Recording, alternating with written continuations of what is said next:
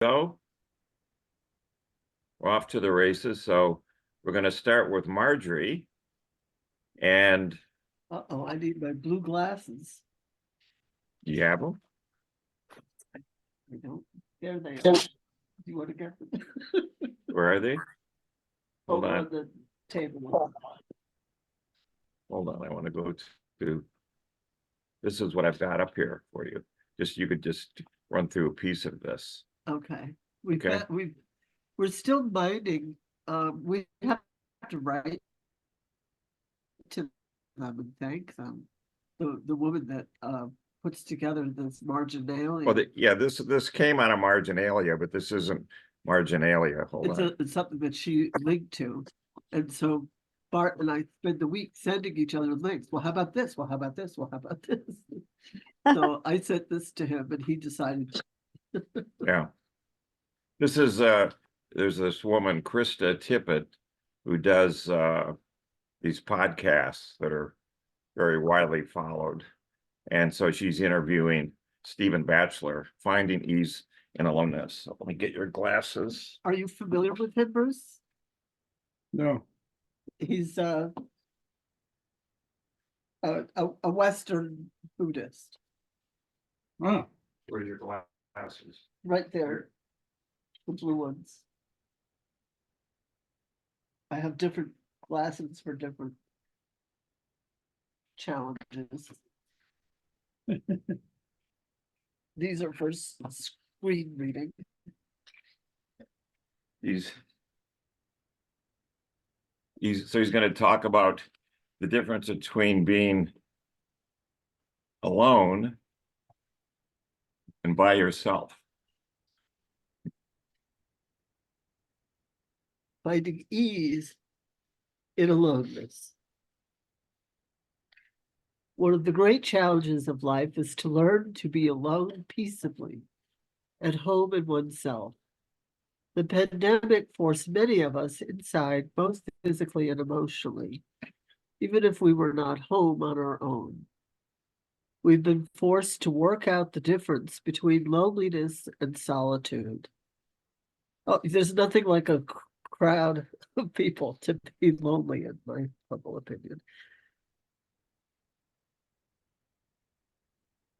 With teachers across the ages and drawing on his life from monasticism to marriage, Buddhist writer and scholar Stephen Batchelor teaches how to approach solitude as a graceful and life-giving practice.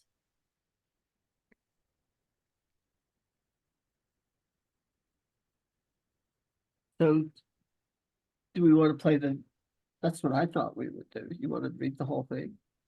No, we should just touch on this. Let's see, can we this is just an image, there's nothing to play here, right? No. I thought I sent you a link to play it. This is a transcript. I mean, yeah, this is the transcript. Here's, if we played it, this is the podcast, that would have the music on it. What do you want to do?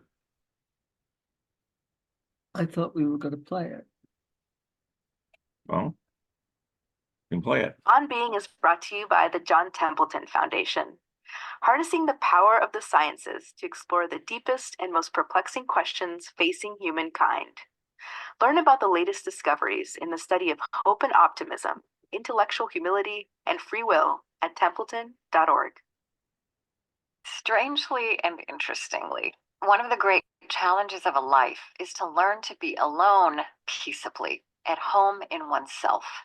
The pandemic has forced many of us, at best, to work out the difference between isolation and loneliness, or to find ease within the aloneness inside ourselves, which is how Stephen Batchelor defines solitude. He draws on his life from monasticism to marriage, with teachers from Montaigne to the Buddha to Rilke, to remind us why solitude has always been and will always be an element of well-being, and even the richness of our relationships with others, and how to turn that into graceful practice. we can learn to actually create a solitude in which we feel at home and grounded. I think crucially, it has to do with refining our capacity to see where our impulses are coming from, to what extent those impulses are just driven by conditioning and habit and fear, and to what extent we can somehow open up a non-reactive space within us. So solitude, the practice of solitude, is the practice of creating an inward autonomy within ourselves, an inward freedom from the power of these overwhelming thoughts and emotions. I'm Krista Tippett, and this is On Being.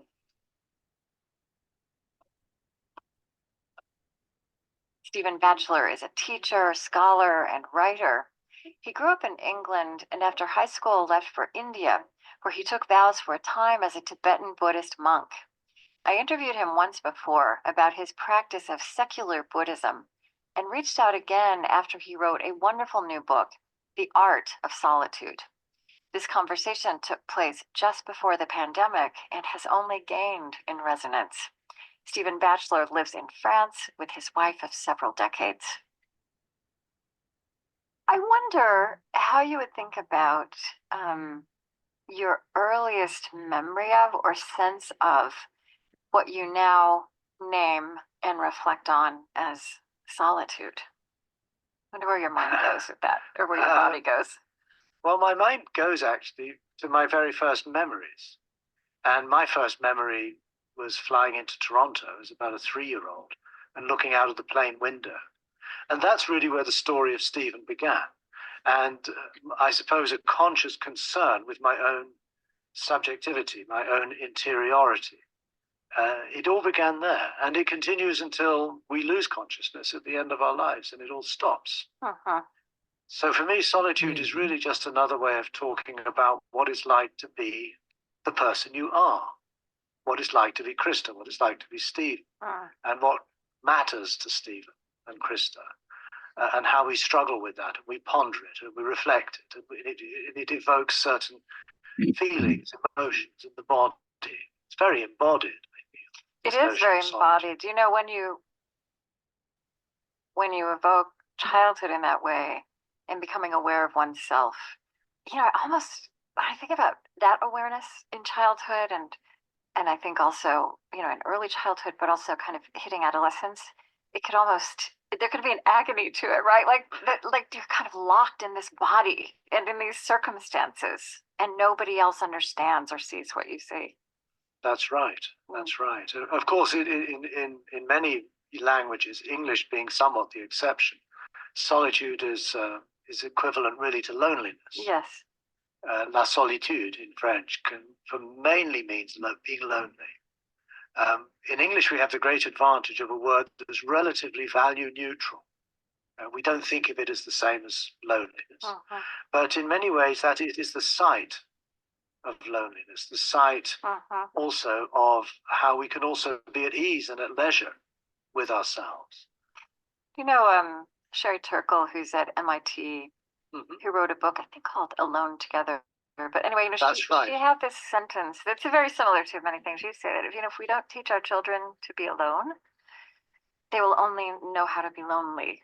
And that those are two different things. You know, I lived in Germany for a long time, and I thought about this a lot. Also, you mentioned this with language, that there's only this word Einsamkeit, which at one and the same time would be used for solitude and loneliness. But, you know, it's not just that this is the human condition, that we are born alone and that we die alone, but there's so much generativity and creativity, and as you say, ease, which we actually have to learn, that becomes possible in knowing how to be alone. No, that's absolutely right. They're translating the book into German at the moment, and they're struggling with the title. Right. So they've translated it as Die Kunst mit sich selbst allein zu sein, the art of being alone with oneself. Right. And that captures it actually very, very well. It does. It's the art of being alone with yourself. In other words, just being in your own company. And not only being okay with that, but also, as you suggest, recognizing that this is the source, this place of just settling is the place you find yourself. For example, if you're a poet or a painter, that's where your ideas begin. That's where your imagination, your creativity all start to, as it were, be germinated and then find form. And I think it's very striking that the artist, the person who spends a lot of time alone in a studio, just with their materials, just with their imagination, that is a dimension of our culture that has learned these skills, but of course with a very specific aim of producing art. What I think our society is in enormous need of is a training in aloneness, in being alone with oneself, that goes right back to the beginning of one's education as a human person, particularly in a world that's lost touch with so many traditional, spiritual, and contemplative ways of doing this. We need a secular awareness of that sort, Yes. as it were. And you do use the language of the art of solitude. And I think that language of this as an art is also instructive. And so, yeah, so I'd like to keep doing is just what you did in this book, which is a series of essays, is kind of walk other people through how you in particular have pondered and worked with and lived with this reality of solitude and the possibilities in it, its complexity, right? And its hardness as well as its delight. And you've done that by drawing on and being accompanied by all kinds of teachers across time and space, including artists. But it seems to me also, you grew up in the UK, Yes. not Tibetan Buddhist, but Not. but came to this tradition when you were very young, I believe. That's right. I completed high school in England, Okay. and I didn't do at all well. I think I must have had a deep yearning for some kind of introspective awareness. I always remember as a child at school, sitting in a classroom, and we were studying whatever you study, English literature or mathematics or physics or whatever. And I used to sit at my desk and just puzzle to myself, why don't they talk about what actually it's like to be a person from the inside? Why do they not talk about the things we are agonize about in the playground after the class? Yeah. Why is there this kind of, I felt it was a kind of an embarrassment. For them, you were embarrassed for them. Yes, yeah. right. Right. That somehow there was a taboo part of our lives that for all of us was the one that mattered most, how I feel. And yet that was, in a sense, off limits. Education didn't go there. Yeah. And it was only when I got to India and met Tibetan lamas that they were able to talk about these things without any embarrassment whatsoever, as though it were just a natural part of the human landscape. Right, And they offered all kinds. Okay. So there we have it. We'll send you the link to this so that you can get it. We did a little over 9 minutes. It's 50 minutes long, but you get the drift of where he's going. Any comments, Patty, Bruce? Well, it sounds pretty good to me. I mean, in Buddhism, the inner life is what it's all about. What happens on the outer is secondary towards developing inner awareness. Yeah, that's why this was intriguing. This guy's been around a while. So I just want to say, as a child, I was always delighted to have solitude. It took my mother a while to realize that it wasn't a punishment to be sent to my room at all. It was a relief. And if I was fresh or something, I would be sent to my room to think about it, and I would just be like, oh, good, phew. And I would just have a wonderful time. It seems I that felt a similar relief in the pandemic, and just not having to be on so much and socialize so much. It's just, Patty wants to say something. are you a natural introvert? yes. Yeah, Well, I am. Bart wouldn't say so because I talk a lot with him, But with other people, I really don't. It's like where you plug in to get your energy. I think it's a lot more natural for introverts who do Yeah. recharge inwardly than for extroverts to be alone because they get their energy by plugging into other people's energy. It's a Jungian thing, right? I can say, you know, when you do mathematics, when you're doing, you know, theoretical physics, it's lonely. You're with yourself, or you might be working with one other person, but that's what it is. It's and that's where you find yourself and deal with things there. But you know, I always like the description of mathematics activity that the chap that cracked Fermat's last theorem. He said mathematics is where you're in a room and the lights are out, and you start walking around the room and banging into the walls and the furniture and the tables and, you know, on and on. And finally you find the light switch, and all of a sudden it becomes obvious what's going on. But that's I think a fair description in my experience of what happens when you work on these things when you're alone. He was very much alone, you know, because most people felt Fermat's last theorem was something you simply couldn't crack. And he spent 6 years by himself. And he had tenure at Princeton. 6 years not telling anyone what he was doing. Every so often he'd write a paper on something, but it wasn't directly related to this. But that's what he did. So anyway, let's go on to our review of what we did last time. And for that, I'm going to get us out of this. And I want to go to the, hold on a second. Here it is.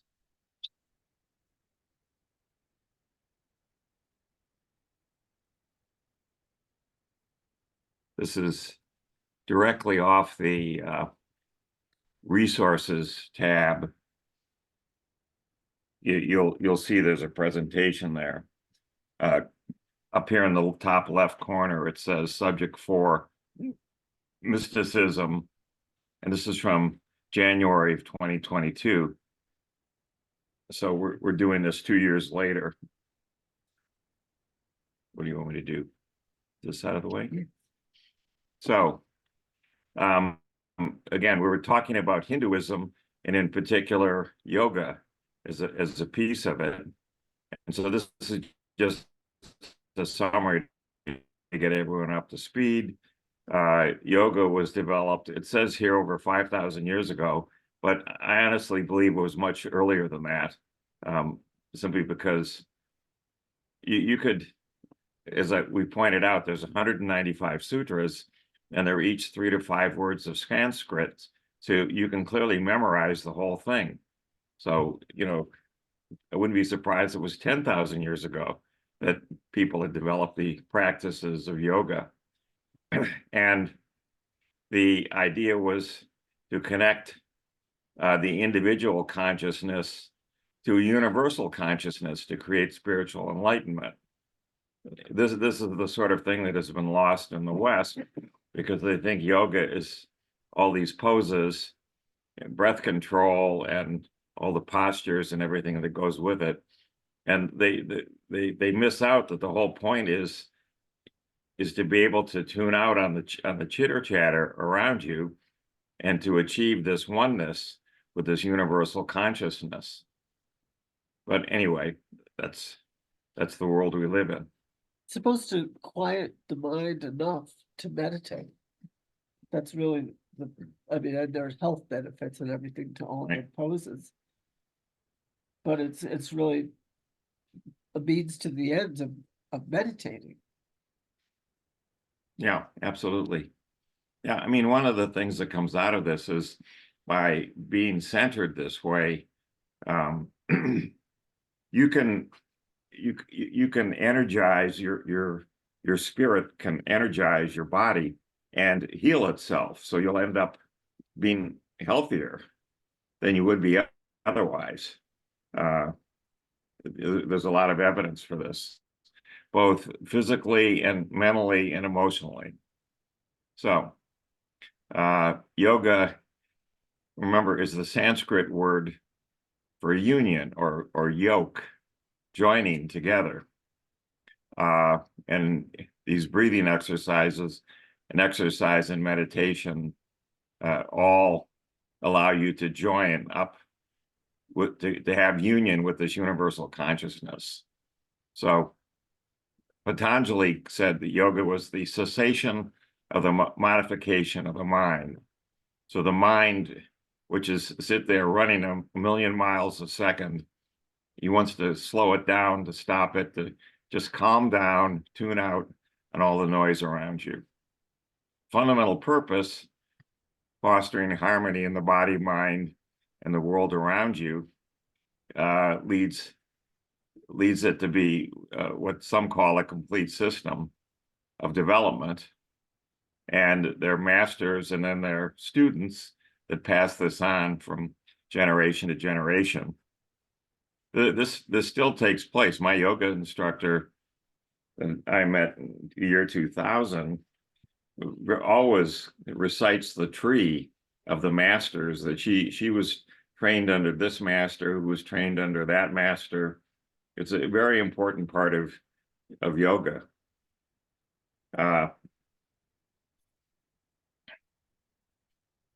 And so it goes. So just for sake of completeness, we all know this.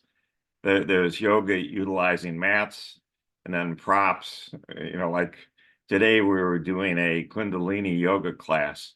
So we had these shawls that you put over your head to keep your energy inside you, not from going out from your crown chakra, going away. The shawl is there to aid you in keeping tied in. The poses are held for periods of time. Like today we did 1, 2, 3 minutes, these sorts of things. But some of these people do these things for a half an hour or an hour, whatever it is, and they repeat them to get the body warmed up and so forth, but also to allow them to tune out on the distraction of the world around them. There's a lot of times trying to set a goal in the session. What are you trying to achieve in the session? That's one thing. And there's a lot of emphasis on breathing. For example, through the nose or through the belly. We did a lot of belly today. That's what you end up doing in Kundalini yoga. But it quiets the mind, and you become able to be much more introspective. Now, we skip ahead here. Remember, there are 195 sutras, but they're broken up into 3 books. And mostly what we just talked about is book 1 going into book 2. But what are in the other books? So this is in book 3. Book 3, this is Sutra number 25. There's a transliteration here of what the Sanskrit is, which is transliteration into English. But there's a translation here of what the sutra says. So by directing the light of cognition, one obtains knowledge of subtle, concealed, and remote things. So you can end up seeing afar, out in the depths of space. You can see down into the concealed area. You focus on a button on your shirt and drill down into it, and you can go down into the atomic and subatomic realm, which is what Ron Cowan did repeatedly. And you can see things remotely that could be light years away. In Sutra number 26, by performing samyama on the sun, arises knowledge of different realms in the universe. So they're different. You know, I viewed this as different dimensions. The universe having this rich structure to it. As we touched on before, the universe appears to have more than just the 3 space and 1 time dimension. It looks like there's 24 space and 2 time dimensions, a total of 26. And so by going into these other realms, we start to see, for example, beings that are simply made of energy, that are not material, that would be called angels or things of that ilk. Just skipping ahead here, the Sutra number 45 in Book 3. So as a result of all this, there are no limitations on account of the body's natural ability. So you have these mystical powers, and the body attains perfection. Here, Patanjali lists 3 consequences of the type of samyama described here. We have the removal of limitations on account of the body's natural abilities. In other words, the body has limits, but you end up being able to overcome those limits to do things your body simply couldn't do. So the first one is the earth does not obstruct the yogi by its quality of solidness. The yogi can even enter a stone. So you can walk through walls. And apparently you can do this by raising your vibrations so that you have space between your atoms and the atoms in the wall or the stone, whatever it is that you're walking through. That's number 1. Number 2, water, though moist, does not wet the yogi. So it could be pouring rain, you could be underwater, but it doesn't matter. You're not wet at all. The water just is nowhere near you. And again, this is apparently done by raising your vibration so that you're not in the same dimension, not in the same realm as this wetness is. Then we have fire, although hot, does not burn the yogi. Again, you can walk across a bed of hot coals and not be harmed at all. The wind, though moving, does not budge the yogi. So you could be in a hurricane with 150-mile-an-hour winds, and you'll just be rooted to the ground. You won't be blown away by this wind. And then finally, ether, which normally does not cover anything, covers the yogi such that he or she remains invisible.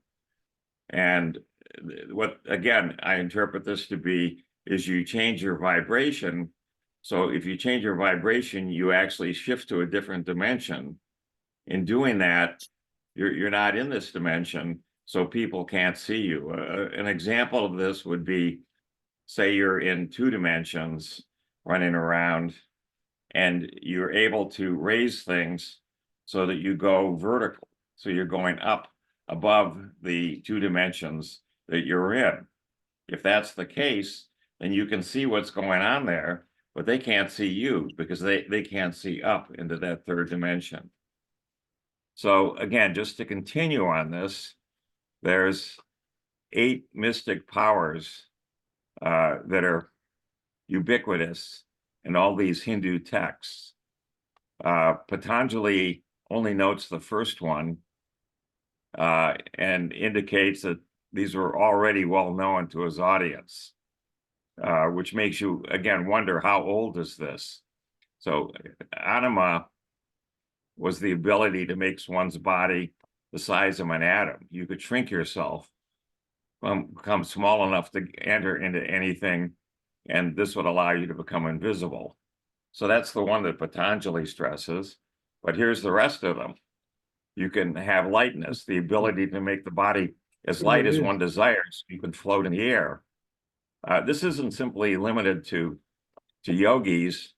There's an account I found on the internet of a Catholic priest in 1200 who started praying and started to float around up to the top of the church steeple, and then he was able to get out the church steeple and he was flying around town, and people are trying to figure out how to get him down. So it isn't just, you know, reading the Yoga Sutras. You can achieve this through prayer, through meditation. Then we have largeness, the ability to make the body as heavy in weight as it's desired. The ability to attain anything one desires. For example, you can reach out and touch the moon with your fingertips, if that's what you want to do. You know, stretching yourself. The freedom of will, the ability to be unobstructed in one's desires, so you can dive into the earth just like you can dive into water, and you'll disappear. You'll be in the earth and you won't be harmed.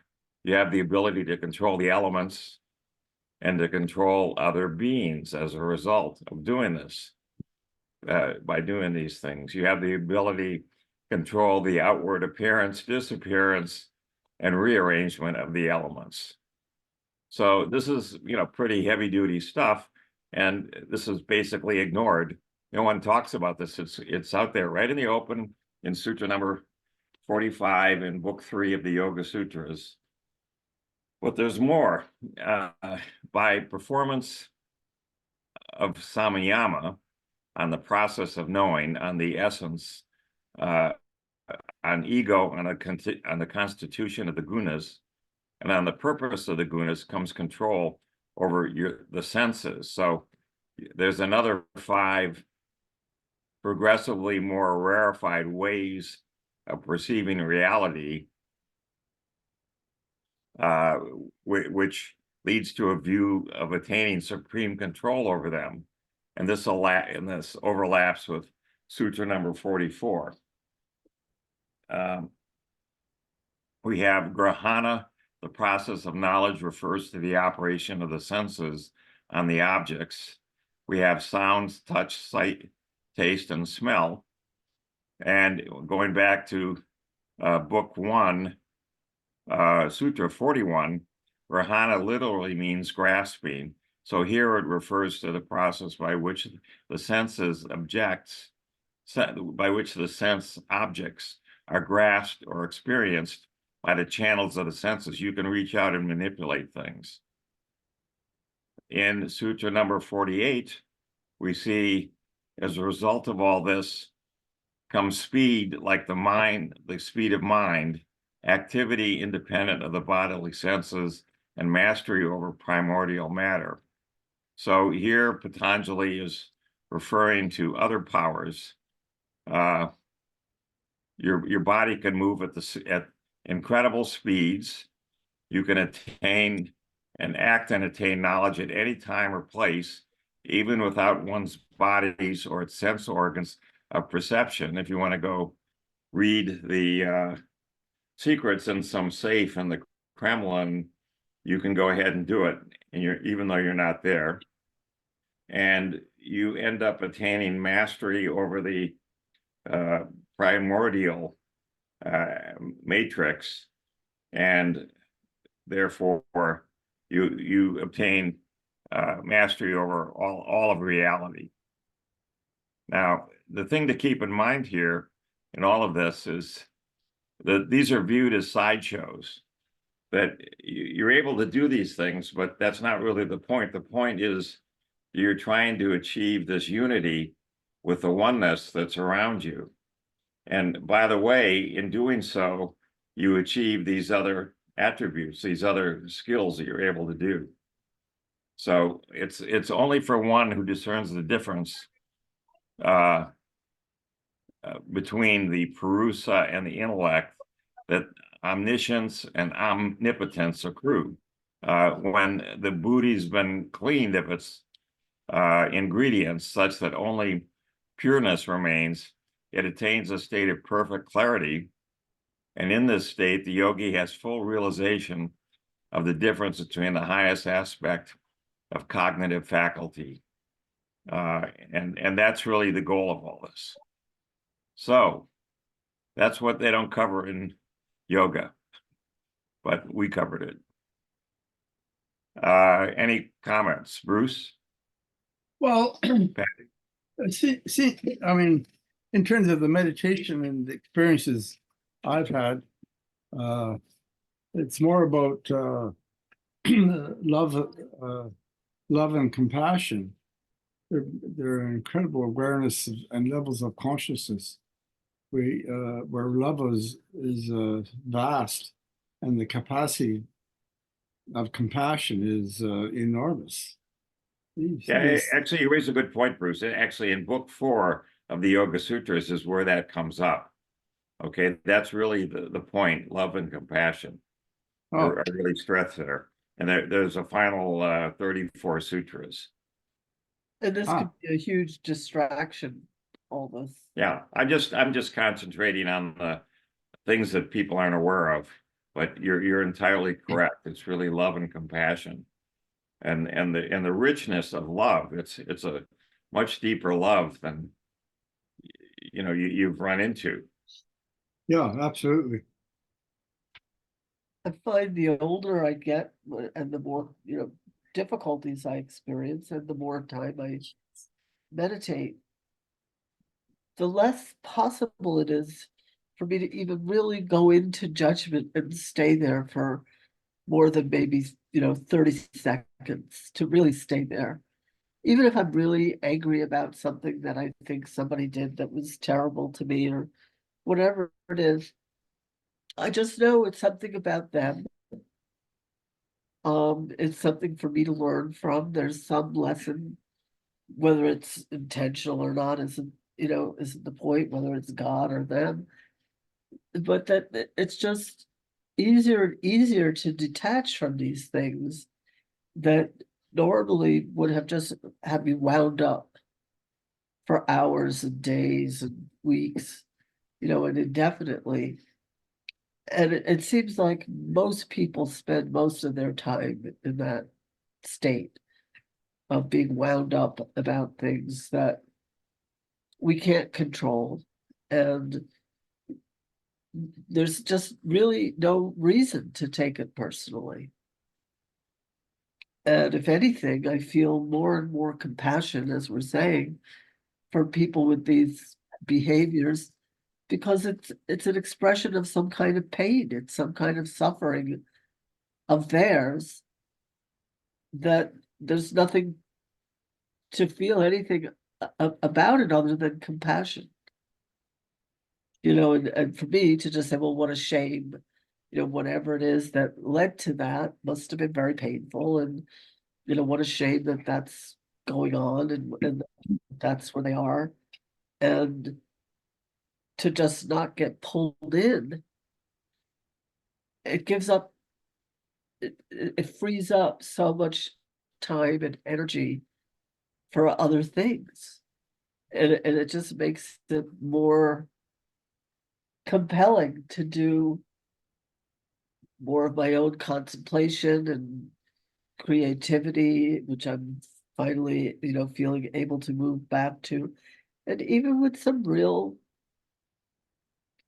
enemies, in my humble opinion, trying to take my home and hurt my family. And these are really primal things. It's as deep and personal as you can get. It's something about them that the more time goes by, I see it as something tragic for them. And the less it is about me, the more independent I am of those circumstances. I guess that's what people mean when they say to rise above it. But it's still happening, and I don't like it. It's not what I want, but it's not all consuming. Well, one of the advantages of if you're into the deeper meditation, you learn how to focus you can say focus on something as long as you want. Like the mind doesn't get distracted. You just don't have that anymore at all. So that means in these various levels of awareness, you can go into incredible depth just by staying there, because it goes deeper and lots of things happen when you stay totally focused. So that's kind of like one of the advantages of a lot of meditation. And I sort of came up through a Western pathway to the conclusion. This is with somebody who teaches creativity, Julia Cameron. She says if you enter any stream of knowledge and stay with it, it will start to speak to you directly. Yeah, of course, yeah. She came from a very musical family, but she didn't have the raw talent that it seemed like just about everybody else in the family had. And she became like the writer in the family of, I don't know, 5 kids and 2 adults, but all the rest were musical. But then later in her life, music started coming to her just in her mind's ear. And she wanted some way to record it, but she couldn't read or write music. Everybody else in the family could. And she ended up developing a system of her own with a little keyboard with color stickers that she put on it to to be able to record and remember pieces. She ended up composing musicals and symphony, I mean they were absolutely brilliant, but I've heard them. They're perfectly decent. You wouldn't think that she had just kind of stumbled into it in her own I think in her 60s or something. So she had the ear and the background from her family, but it was from focusing on it, as you're saying, and just really paying attention to it and listening to the inner music and finding her own way of recording it. And then she started taking theory classes and individual lessons with somebody who taught her how to read music and record it all. And she did that so she could share it with musicians, and she's had things produced. But it was like in maybe the 90s. She sent a cassette to one of her brothers who was considered to be like the most, talented and whatever he was, some kind of professional. And he said, "Oh yes, that was good. That was very nice. Who wrote it?" And she said, "Oh well, doesn't matter. Let's talk about it." And then finally she admitted to him that she had written. He said, "Oh no, you didn't do that. Who did it?" He wouldn't believe her for the longest time. And it turned out that he was actually kind of angry when she finally convinced him that it was hers. So this is, I think, what they're talking about with like a city, but it's because she sat at the feet of it. She did it very humbly. She was like a child learning. And I've had this happen to some extent with law. I just think, well, there should be a law about this, and then I just keep looking and looking, and I'll usually find one. There usually is. But it's some kind of intuitive process for me that I can't really explain. And I found things in Bart's case and in my case that seemed to be unraveling them from the root. That there was a real flaw in the case that is can't be just patched over. And so that's unraveling it in a permanent way. I've never been to law school. I've never been a paralegal. I worked at a legal printing company for a while when I was really young. I don't know where it comes from, but I think it's from being in service to it in some way. Maybe from I was doing the typesetting and composition when I was young. and then needing it as a tool, you can learn these things from going inward. It's all in there somehow. I'm able to tap into, I think one reason there's so many Jewish lawyers is they spent so many generations studying the Talmud. And that's a kind of law. And it's very logical. It's very formulaic and systematic. But you have the Torah, and then Right. the Talmud is all these rabbis interpreting the Torah, pieces of the Torah. So in that sense, it's very much like case law. And there's layers of erudition, well, so and so says this and this and this, and that's based on what so and so said back then, and this means that, and that means that, and it's all kind of leveled. But they're hardwired at this point. I hope I don't sound terribly prejudiced. I admire it. And it has a lot of juice in Kabbalah, which I adored when I studied Kabbalah. But it's it's using the principles as you can work with them like clay after a while.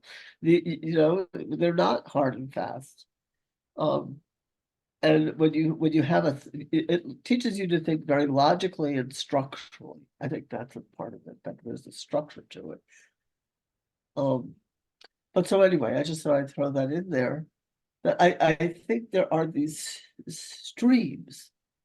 And what Julia Cameron teaches is that stream is always there. We come and go. But if you want to be a poet, write poetry every day. And you leave it doesn't leave you.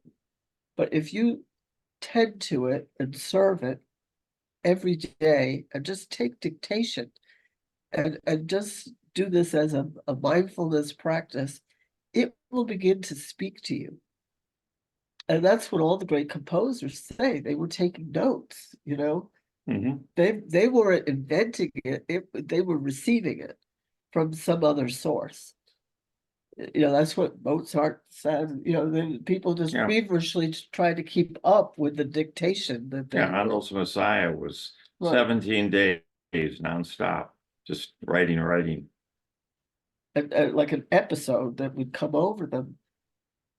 So I that's to me one of the benefits of aging. Right. Is that these things become more fluid, and I develop more faith, and that something will happen, and if that doesn't happen, something else will happen. But it's not me. It's something deeper. It's something unconscious. And it's not something conscious, and it's not just looking something up. It's being led to look at, there's a million books I could look at. It's being led to look at one particular, mostly online nowadays. But I started out in the law library, and there's one in Bridgeport and one in Stanford. And I tried to have good relationships with the librarians to, help point me. But then this other kind of inner pointing started happening. But I think that's the kind of thing that Patanjali is talking about. There are these streams that we can enter into. They exist without us. I think that's what Jung was talking about with the collective unconscious and the archetypes. So it's us going there or not going there. And that's a kind of and this is what happens in mathematics today. Is people are specializing in different areas, and then they're starting to realize that there's linkages between what look like totally disparate areas of mathematics. There's linkages between them, which were not obvious 50 years ago. And you mean like algebra and geometry? right? right. That they're different ways of Yeah. looking at the same kind of thing. Yeah. So anyway, that's that appears to be a hint of the unity that's underlying everything. So let us, Did Patty want to say something? Patty, are you still there? You awake? I'm here. I'm listening. Okay. If you want to say anything, yell. I will. Okay. Okay, we're going to go to our topic then, which is, as we'll see in a second. That was an hour of intro. Right.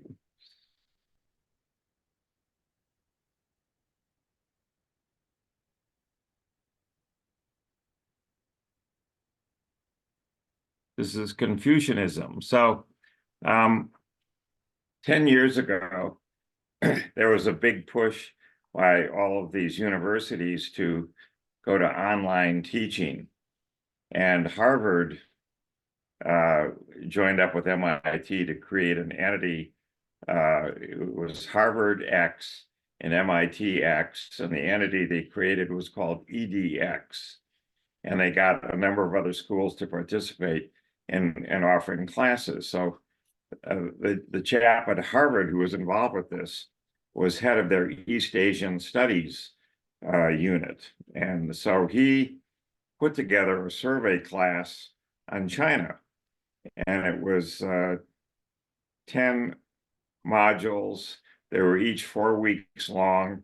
Then there was an exam at the end. And they covered the history of China, some of the literature, the religions in China, everything. So I took that for a year, okay? Then they did it the next year, but they redid it. So there was a whole unit on calligraphy, on how to do Chinese letters and so forth. Because Harvard in their museums there have incredible, things. Rest assured. So I took it again, and the class was very different. But the thing that came through was this: that today in China, most Chinese end up dealing with Confucianism, Taoism, and Buddhism. Those are the three major, if you will, religions that are there in China. And many Chinese actually, in a day, will participate in all three of these things. They'll have a shrine in their house, and they'll do something in the morning, and something before dinner, and something before they go to bed. But they'll all be in each of these different activities. So today we're just going to concentrate on Confucianism, because of it being such a major thing.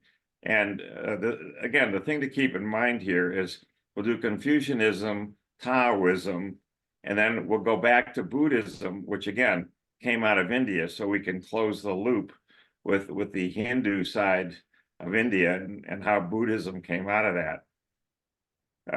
And that will cover a good billion people in India and a billion people in China. So we're making a dent. They can't all be wrong. Yeah. They all see something. So Bruce, would you say that Buddhism is to Hinduism as Christianity is to Judaism? Possibly. I mean, the biggest thing that Buddhists did is that is about duality and non-duality. Basically, the deeper teachings in Buddhism are about transcending the self. What causes suffering everywhere is the self. When the self is gone, when into non-duality, then you're into a major transformation of consciousness, where compassion and what they call primordial wisdom become the natural aspects of the mind, which they refer to as natural mind. Everyone has it, but nobody can find it because of the conditioned mind. So it's a different overview of the mind, but in the sense that a lot of the things that they did in the Hinduism were carried over into Buddhism.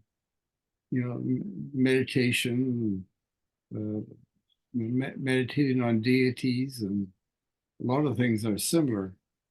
But there's another leap forward in Buddhism that the Hindus didn't go to. Didn't they call it the middle way Buddhism as when compared to Hinduism?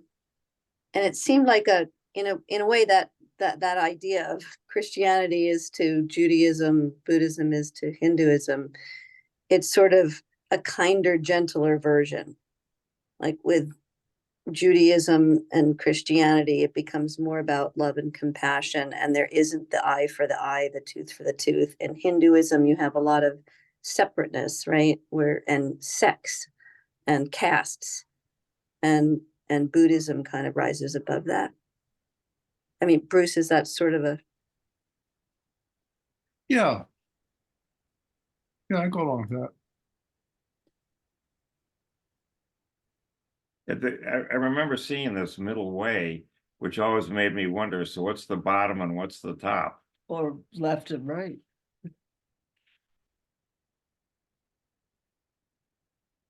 Middle way. I never really got into that understanding. It wasn't part of the teaching that I received from my teacher. We'll try and research it for the next class. So see what we Okay. come up with. Thank you for bringing it up, Patty.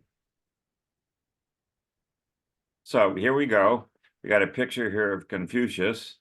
Who knows if this looks like him? And here's the symbol that is used for Confucianism. So we're going to use that symbol everywhere. So the first thing we come up with is that Confucianism really isn't Confucianism. It's really called Ru or Ruism, okay? But it's a system of thought and behavior that originated in ancient China, probably 500 BC, that time frame. So it's called a tradition, a philosophy, a religion, a theory of government, or a way of life. One of the things about this theory of government, so you would understand, is Confucius had a number of his essays put together into a book called the Analects. And from basically 900 AD to 1900 AD, there was one empire in China. And in order to become an administrator in the empire, in the government, you had to take a test. And the test was based on answering questions that arose out of pieces of the Analect of Confucius. So those that were, the most skilled, that scored the highest, they attained the highest ranks in government administration. And those that didn't do as well were out in the provinces, doing their thing in this town and that town and so forth. But ask yourself, it served China well, unless I'm missing something, for 1,000 years, taking a test based on the Analects. I don't know of any place else on earth that they did this for this length of time. And they thought it was perfectly normal. It works. We have a good government. We have these emperors, and everything is coming along. And it went all the way through when the Mongols came in, and Genghis Khan came in and took over China, and Kublai Khan became the emperor. They just got absorbed. They continued with the tests for the Analects, for the government administrators. The Mongols went right along with this. So anyway, Confucianism developed from what was later called the 100 Schools of Thought, from the teachings of Confucius, who we think lived from 551 to 479 BC. And Confucius considered himself to be transmitting cultural values that were inherited from the elders, from the Ji, the Shang, and the Zhou. And this is very important. Confucius always looks back in time to what he called the golden age of these other elders. And they had the right ideas, the right ways, and where they were at in 500 BC was a time of what was called the warring states. So you can see immediately this is not a lot of fun being alive then. There's a lot of things going on, people getting chopped up every which way. Confucianism was suppressed when the Qing, where that's where we get China from, the Qing dynasty came in, but they were only in there for 15 years, 221 to 206 BC. And then with the Han dynasty and going on, Confucianism started to become a major official ideology, and emperors looked to the teaching of the Analects and the teaching of the Tao and so forth to make decisions, to guide themselves.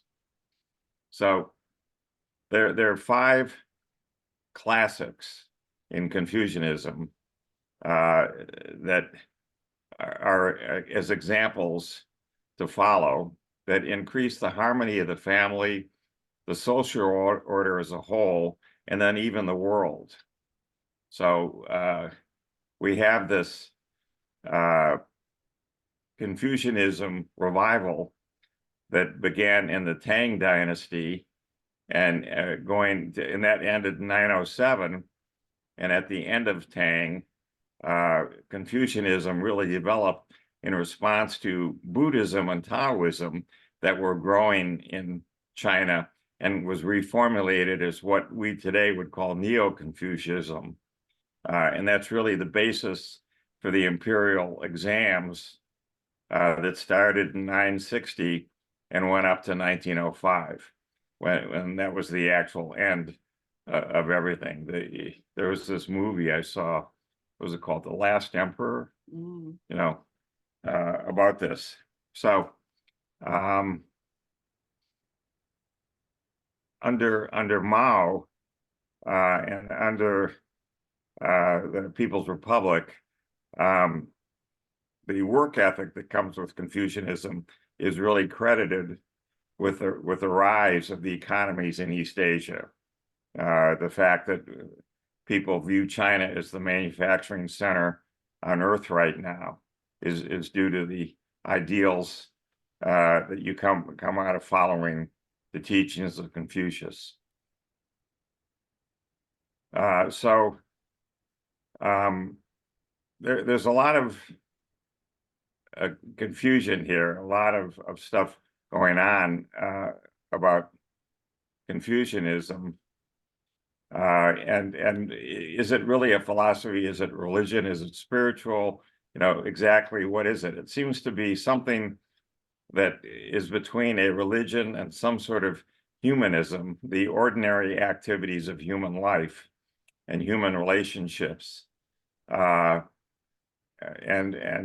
that just seems to be, you know, where you come out on this, because Confucius himself never said he was a god or anything. He was simply looking to the elders in the past and collecting. He said we should learn from what they said, and they found the way, and we should return to the way that they were practicing. Basically, Confucius believed that human beings are fundamentally good and teachable. They can be improved and perfected upon through personal and through communal endeavors.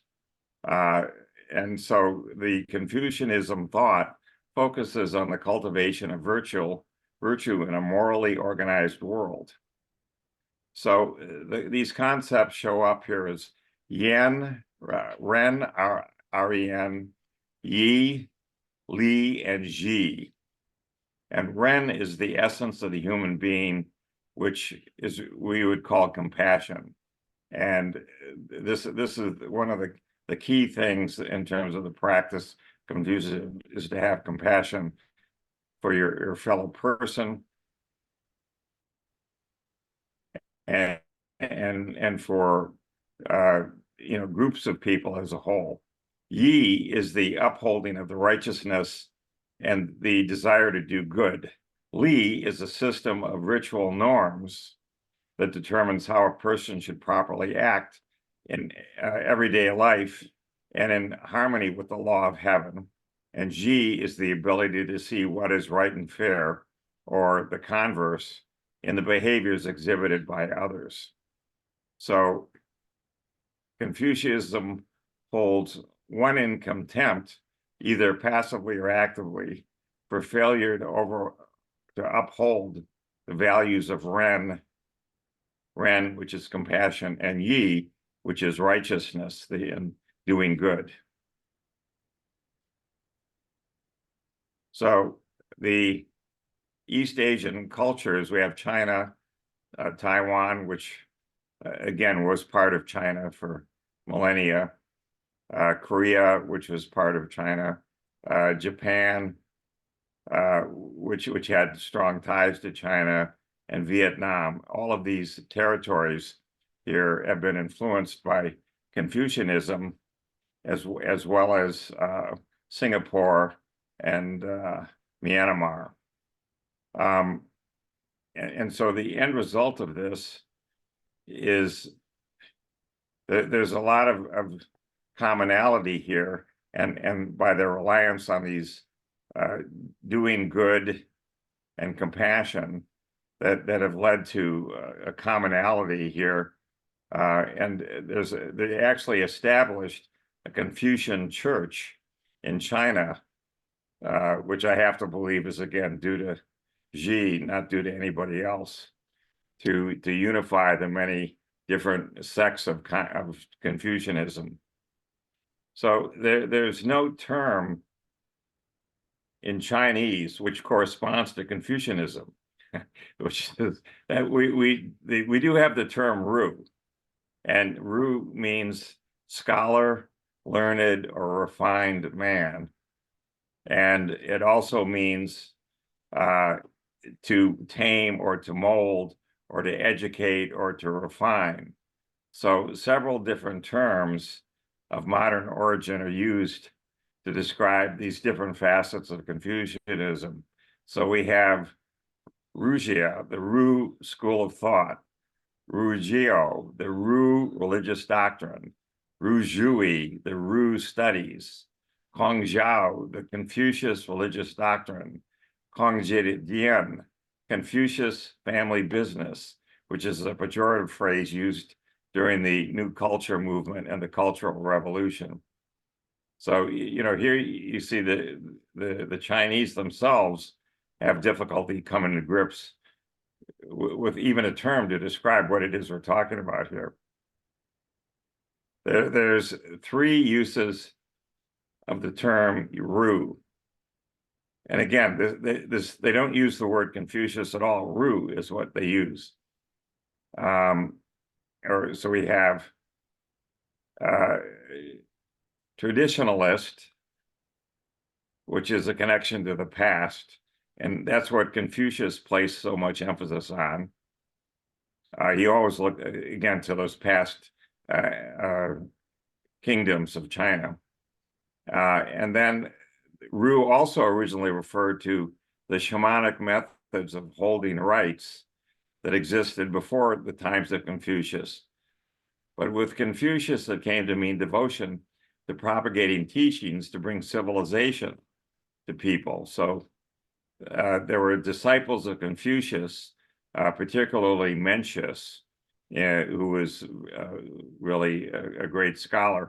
And he went through constant transformations and restructuring of these ideas, always renewing them, but they still led to the same thing of having compassion, Ru, at the core. In the West, the character for water which is what this symbol is up here, is often used as a symbol for Confucianism, but that isn't the case in China. But, you know, who am I to say?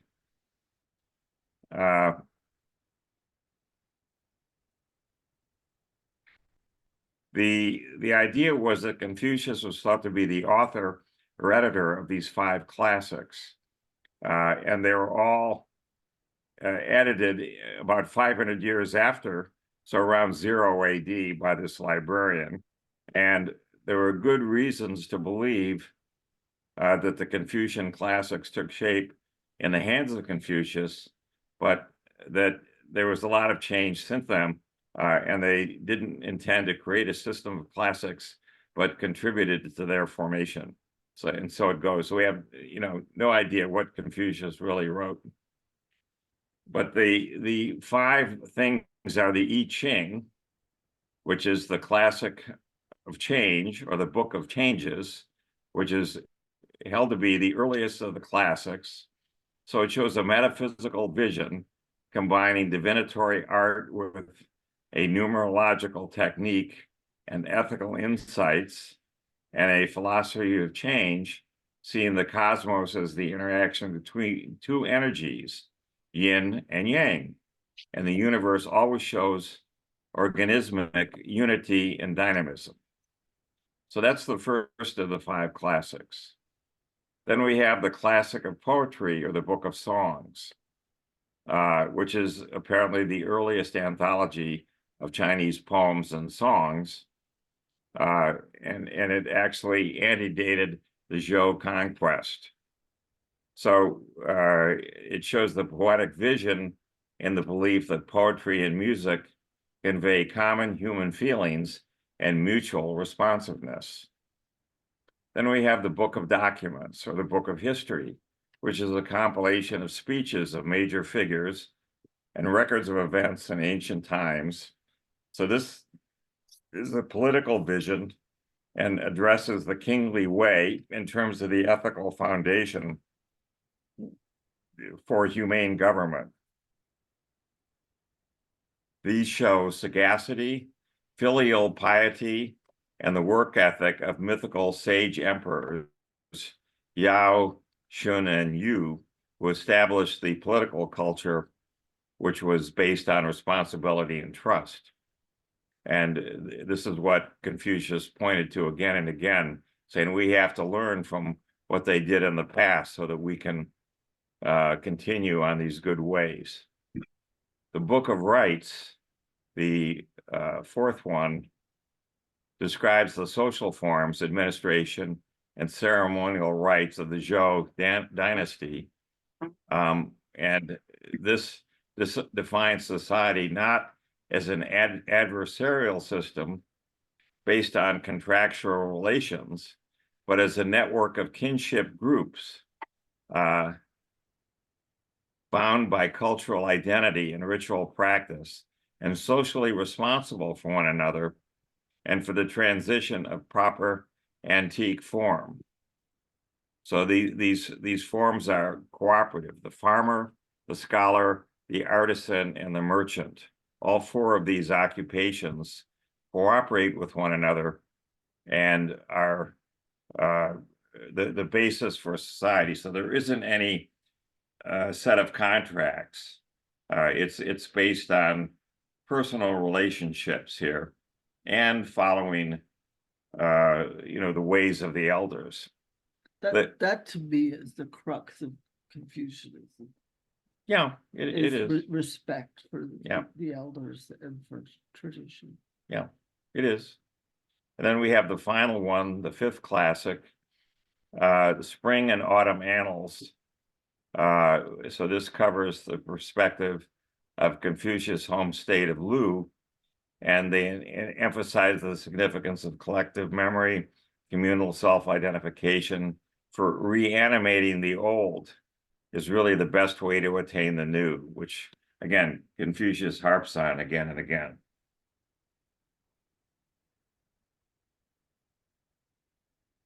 So we have this notion of the pursuit of unity of the individual self and heaven. heaven is Tian. And so you focus on the relationship between humanity and heaven. And what is it in China? The emperor has to have has to inherit the divine rights.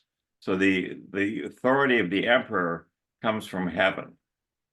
If you don't have this authority, you're not emperor.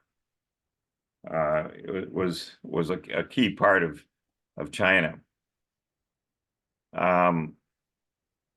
The Tian Li or the Tian Tao is monistic, so it's singular and indivisible. Individuals can realize their humanity and become one with heaven through contemplation. Here, this transformation of the self may be extended to the family and to society to create a harmonious community. And therefore, Confucianism, some people view as a civil religion that spread in contemporary China. And it expresses itself in the worship of heaven and earth, the sovereign or the government, the ancestors, the Qin, and the masters, the Shi. And so it goes.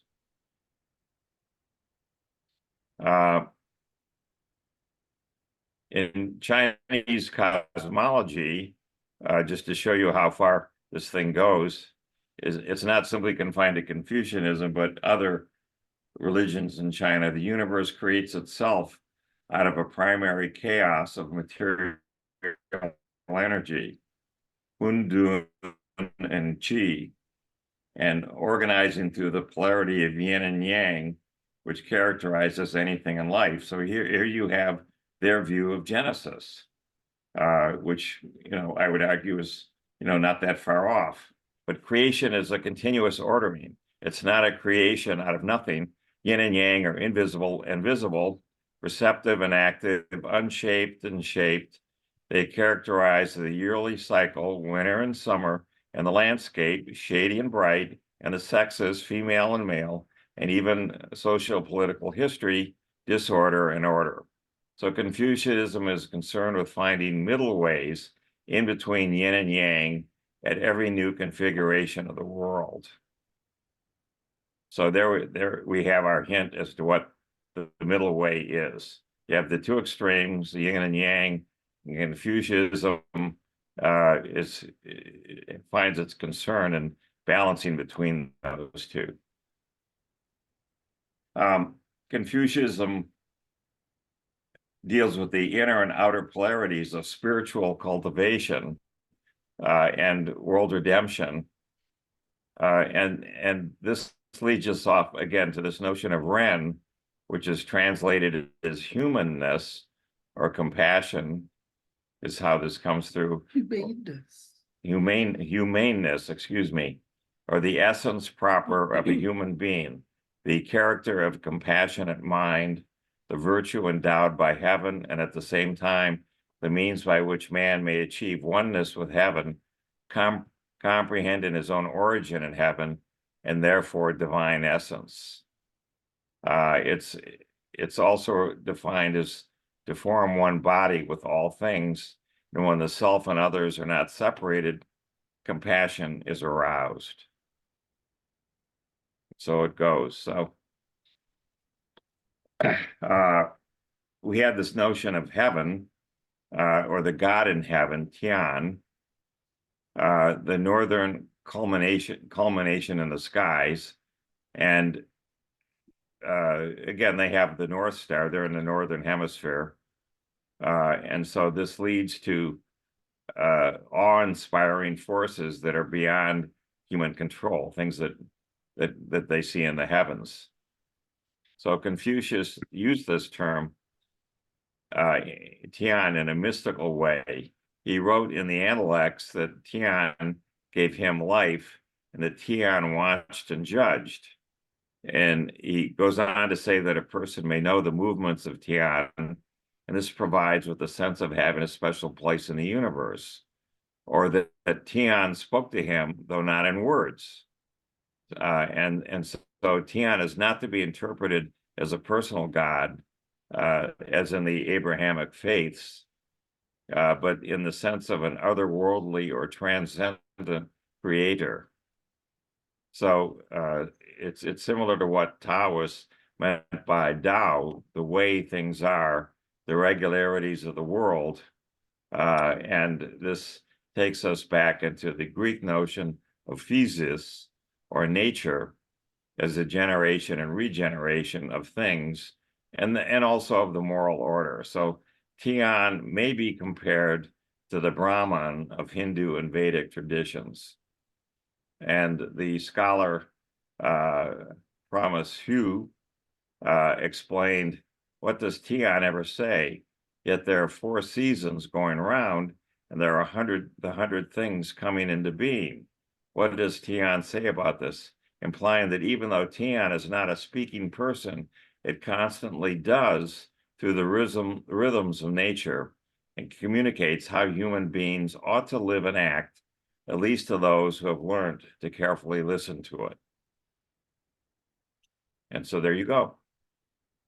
So the philosophy, the theology that we're dealing with here is Tian had set the master on the path, become a wise man. Confucius says that he has no doubt left that Tian gave him life, and from it he developed the right virtue. And he also says that the lives of the sages are interwoven with Tian. But regarding these personal gods, whose energies emanate from and reproduce Tian in living nature, in the Analects, Confucius says it's appropriate, or yi, for people to worship Jing, them, although only the proper rites, li, implying respect of positions and discretion. So Confucius himself practiced rituals and sacrifices to these gods, to this god Tian. A disciple asked whether it was better to sacrifice to the god of the stove or the god of the family. Confucius says it's appropriate to pray to the gods one should first know, and then respect heaven. And another Analect, he says the religious rituals produce meaningful experiences when one has to offer sacrifices in person, acting in presence. Otherwise, it's just the same as not having sacrificed at all. And rites and sacrifices to the gods have an ethical importance. They generate good life because taking part in them leads to the overcoming of self. In the Analects, Confucius always took a small part of his food and placed it in the sacrificial bowl as an offering to his ancestors. The order that when we look at morality and ethics now, the order that comes from heaven preserves the world and has to be followed by humanity, finding a middle way between yin and yang forces in each new configuration of reality. Social harmony or morality is identified as patriarchy, which is expressed in the worship of ancestors and deified progenitors in the male line at ancestral shrines. So the Confucian ethical codes are described as humanistic. They may be practiced by all the members of society, but Confucian ethics is characterized by the promotion of virtues encompassed by the 5 constants, and then elaborated by the Confucian scholars out of the inherited tradition of the Han Dynasty. So the 5 constants again are Ren, which we saw as compassion, but here it comes across as benevolence or humanness.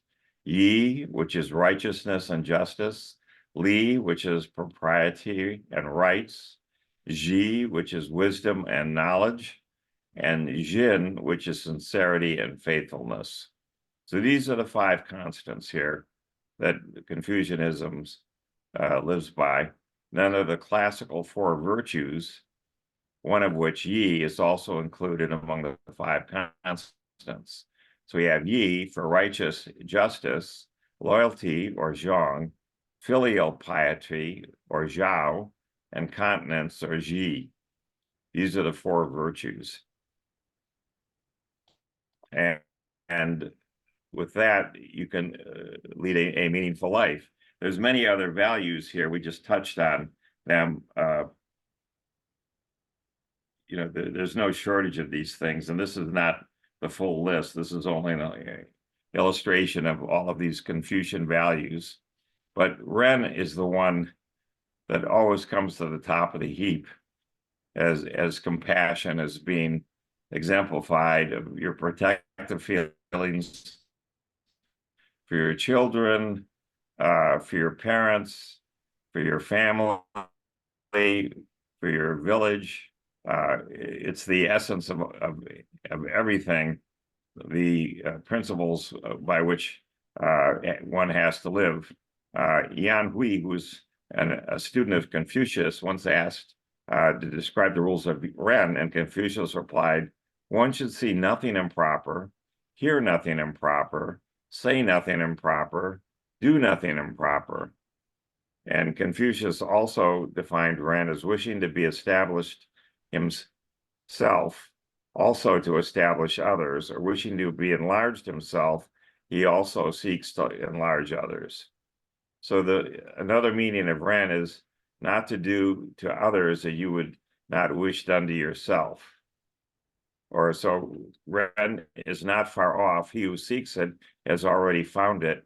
Ren is close to man and never leaves him. We have Li, which was right and centering, translated as rights. And these are making the invisible visible. So there are rights there. We have Li, which also deals with proper government, dealing with the principles of Li and the web of interactions between human beings. Drinking tea, the titles that you have, how you mourn for someone, how you actually carry out governance, songs and laughter, weeping and lamentations, rice and millet, fish and meat, and on, all the robes. So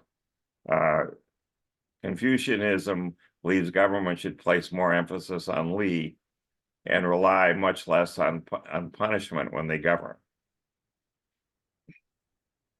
Loyalty, which is relevant for the social class that most of Confucius students belonged, was the most important way for a young scholar to become a prominent official. You enter the civil service. So you ended up, it would go down here to Mencius, said, when the prince regards his ministers as his hand and feet, his ministers regard their prince as their belly and heart. When he regards them as his dogs and horses, they regard him as another man. And when he regards them as the ground or as grass, they regard him as a robber and an enemy. So Mencius indicated if the ruler is incompetent, he should be replaced. If the ruler is evil, people have the right to overthrow him. A good Confucianism is expected to remonstrate with the superiors when necessary, but at the same time, a proper Confucian ruler should also accept his minister's advice, as this will help him govern the realm better. There were, in later ages, a lot more emphasis placed on obligations to of the rule to the ruler, and less on the ruler's obligations to the ruled. So the emperor, after a while, became isolated from everything that was going on around him. They lost all this. There's a huge amount of activity that took place during all this stuff. The other one that's interesting here is this filial piety, to be good to your parents. So this means to respect your parents, but also your ancestors, father, son, elder, junior, male, female. There's a classical book of piety, which is thought to be written in this time period. And it lays out the Confucius tenet here of Xiao, of filial piety. But it ultimately means to be good to one's parents, take care of one's parents, engage in good conduct, not just towards one's parents, but also outside the home, bring a good name to one's parents and ancestors, and in turn, to show love, respect, and support. The wife must obey her husband absolutely and take care of the whole family wholeheartedly, display courtesy, ensure male heirs, uphold fraternity among brothers, wisely advise one's parents, including dissuading them from moral unrighteousness, and they don't blindly follow their parent wishes if it doesn't mesh with the right Xiao. And then carrying out sacrifices after their death. So this is a key virtue in Chinese culture. And the end result of all this is when the Duke Jing of Qi asked Confucius about government, Confucius replied, "There's government when the prince is prince and the minister is minister, when the father is father and the son is son." That comes out of the Analects. So when you don't have that, then you don't have government. All of these relationships are bonds. You had the ruler to the ruled, the father to the son, the husband to the wife, the elder brother to the younger brother, the friend to the friend. And there are specific duties for each of these relationships, what to do when people died, and on and on. So very, very different than, having 10 commandments. Junji, who's the Lord's son, often is translated as a gentleman or a superior person, and is employed by Confucius and the Analects to describe the ideal man. In Confucianism, the sage or the wise is the ideal personality. However, it's very hard to become that person. So Confucius created the model of the Junji or gentleman, which may be achieved by any individual. And Junji was second only to being a sage. There are many characteristics of Junji. He may live in poverty, does more and speaks less. He's loyal, obedient, knowledgeable. Junji disciplines become a Junji. And so it goes. So you end up with this concept as part of Confucianism. The petty person is egotistical, does not consider the consequences of action in the overall scheme of things. Should the ruler be surrounded by Joram, the smaller petty persons, as opposed to Junji, then his governance and of his people suffer due to their small-mindedness, and there's no shortage of examples of this. So the Junji enforces his rule over his subjects by acting virtuously himself, and this pure virtue will lead others to follow his example, and the government will behave much like a family, the Junji being a beacon of filial piety.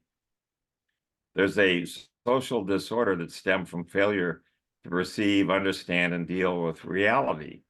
So the social disorder may be stem from a failure to call things by their proper names. And so Confucius came up with names. He said, "The vassal of Wei has been waiting for you in order with you to administer the government. What will you consider the first thing to be done?" The master replies, "What is necessary to rectify names?" And Ji Lu says, "So indeed, you are wide off the mark. Why must there be such rectification?" The master says, "How uncultivated you are. The superior man, the Junji, cannot care about the everything, just as he cannot go to check all himself." So you see there's this, notion of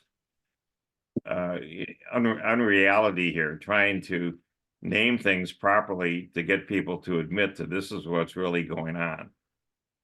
if names are not correct, the language is not in accordance with the truth of things. The language is in accordance with the truth of things. The affairs cannot be carried out with success. When the affairs cannot be carried on to success, proprieties in music do not flourish. Proprieties in music do not flourish. Punishments will not be properly awarded.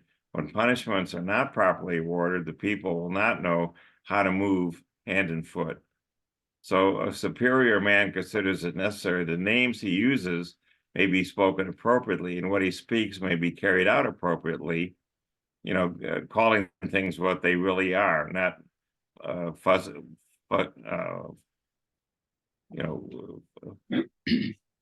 things along the way. There's a lot of these metaphysical antecedents going back way before Confucius, going back to Xiao as the official religion, or the Chinese Aboriginal religion, which has also lasted for 3,000 years. There was a godhead called Shangdi, the highest deity, and the Shangdi was conceived as the first ancestor of the Shang royal house. But the Shang theology viewed the multiplicity of gods of nature and ancestors as part of Di. Di manifested the Wu Fang Shangdi with the winds. Winds are Fang, as in its cosmic will. So the Zhou dynasty, which overthrew the Shang, the name for the supreme godhead became Tian, and all of these things got switched over. So Tian became the key thing was the mandate of heaven was what the emperor had to have. If you didn't have the mandate of heaven, you could not be a ruler. Well, that's clear as mud. So, I mean, Trump would say he's got it. well,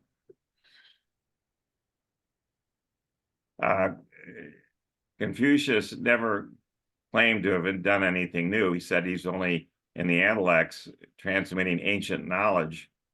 But he really did come up with a number of new ideas. Voltaire, among others, point to the idea of replacing nobility of blood with nobility of virtue. And Junji, or the Lord's Son, originally signified the younger, non-inheriting offspring of noble, became in Confucius' work an epitaph having much the same meaning in evolution as the English gentleman. So these are, interesting concepts, and it is very much of a meritocracy that led to this imperial examination system. And I don't know where else this is practiced, to be honest with you. I think the I Ching is really kind of like the scripture of Confucianism. Yeah. And they always talk about the wise man. Right. And the wise man sees this, and the wise man does this, and the wise man knows this. And it's very natural, Right. It's very like almost inborn. And it's incredibly mathematical and systematic. It's kind of bizarre that way. And it's these permutations of yin and yang, which is this duality that's like code, on and off, yes and no. And when you have 6 pairs of them, you end up with 64, Right. It's really very programmatic, literally. And then when you read the descriptions and the expressions of these combinations, these permutations, it's incredibly poetic and uncannily accurate. I think we should touch on Jung's introduction to the I Ching. Right. Maybe we could give, I think I have that all scanned. And the golden flower. And the golden flower. Yeah, Jung. It's not, this sounds like it's kind of arbitrary and just this hand-me-down wisdom from father to son. It's not, it has its mystical side and it's juju, it has its real energy and juice and wisdom. I mean, I think just incredible wisdom. That's where I go when I really want objective, divine guidance that I know isn't coming from my interpretation. Right. I go to the I Ching. Right.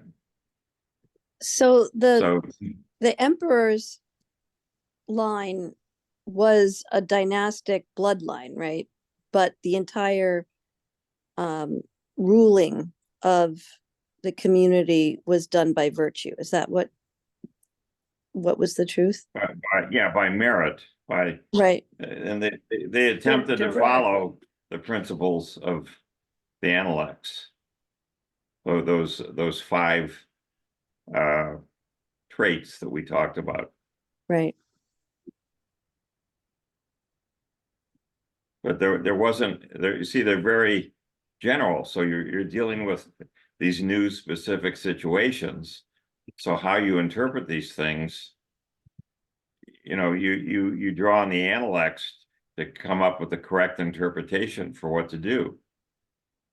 Is it true that I'm trying to remember what I learned about China as well, that it a little like Hinduism in that there was a ruling group of families. So did you have to be within that ruling group of families in order to be part of the structure of rule, to even take the exam, to be part of the government? Like a peasant couldn't do that, could they? Yeah, it wasn't clear to me in this how there were different levels of exams. It is what it appears. And so if you didn't do well on the initial levels, then you weren't eligible to take the more advanced exams, which would allow you to have a higher administrative position in the empire. Maybe you'd be in charge of a province or a couple of provinces, Right. whatever. But I think to even to get that kind of education and be able to sit for the exam, so to speak, I think you had to be part of a certain class of people. Like, weren't certain families and certain people were warriors? Yeah. And it was certain families were the warrior families, and other families were the agricultural or peasant families, and others were, the teachers. And yeah, so there was a class system. You had to have the time to be able to go study the Analects. Right. This took years of study before you could take these exams. But I think there were cases where people showed, a special aptitude that was encouraged and was supported. I think that also went on. Yeah, there were people that were, literally peasants in villages that rose up and they received, say, scholarships. Right. So that they could study the Analects and take the exams. So in that sense, it really is a meritocracy. So there was a bit of a structure, but you could flow between different groups. I mean, when they made that you made the comparison to, gentlemen and nobility in the English sort of system. Right. You couldn't just become one of those, become one of the peers. No. But I think even there, but I think it might have been in a way even more rigid in the West. That, if you did some extraordinary task, you could be knighted. Right. It wasn't usual, but you could kind of earn that, earn the privilege. Well, someone earned it originally, right? Right. Back at the dawn of time. Well, that might have been also by being the most forceful, warriors on the field, the biggest fight. Yeah, it does seem to be a bit of part of human nature to have a power hierarchy. And when given the opportunity and when a family was in power, it was hard for them to give it up. It became a divine right in so many different societies. And I think that that's a lot of the real impetus behind monotheism. I think it's what's what is that word? One king, one emperor. I think it's a patriarchal concept. One of my experiences of well, Queen and I, my wife and I, went to Japan for 10 days, I think it was. And well, one of the things I noticed in there is that there's their idea of harmony was everyone was actually very polite to each other. There was actually an effort to be really friendly. It's quite different from the West. Like people are when you first encounter a stranger in the West, you're almost rude, Whereas in Japan, there was a genuine effort to be polite and friendly. I think because they're cheek to jowl, there's so many so close together on such a small island. I think it's here we have so much more space.